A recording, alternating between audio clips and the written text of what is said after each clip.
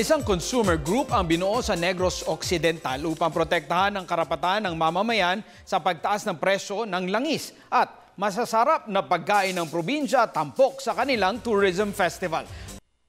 Sa Negros Occidental, alamin sa report ni Dennis Cortez. Nanawagan ng ilang grupo mula sa iba't ibang sektor sa Negros Occidental na panauna upang pag-aralan ng Oil Deregulation Law. Ito ay kasunod na walang habas sa pagpapatupad ng dagdag presyo ng ilang kumpanya ng langis sa produktong petrolyo.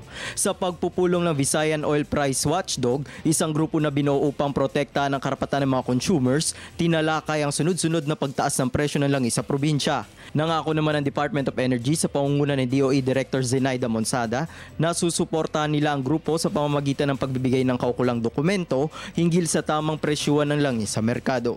Sa Bacolod City, 5 bagong ambulansya ang binahagi ng lokal na pamahalaan sa mga pampublikong ospital. Sa pangunguna ni Negros Occidental Governor Alfredo Marañon Jr., ibinahagi ang mga bagong ambulansya sa Escalante, Himalayan, Calatrava, Isabela at Hinobaan.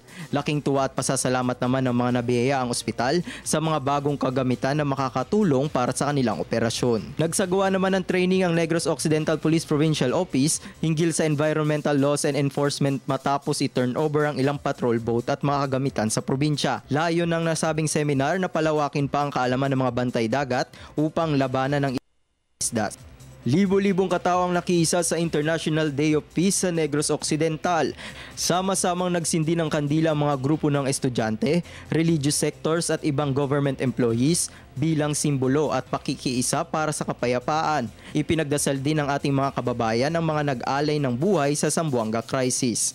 Nagbigay naman ng tulong ang PhilRice sa mga kababayan nating magsasaka. Sa ginanap na Rice Festival sa probinsya, iba't ibang LGUs at farmers group ang nabiyayaan ng kaalaman hinggil sa makabagong teknolohiya at paraan sa pagsasaka. Sa Tourism Week ng Negros Occidental, ibinida naman ang masasarap na pagkain sa probinsya. Tampok din sa pagdiriwang ang mayayamang kultura ng mga taga-Negros. Ayon sa lokal na pamahalaan, mahalaga ang nasabing selebrasyon upang makahikayat ng mas maraming dayuhan at ipakita ang potensyal na ganda ng Negros Occidental. Para sa Telebisyon ng Bayan, Dennis Cortez.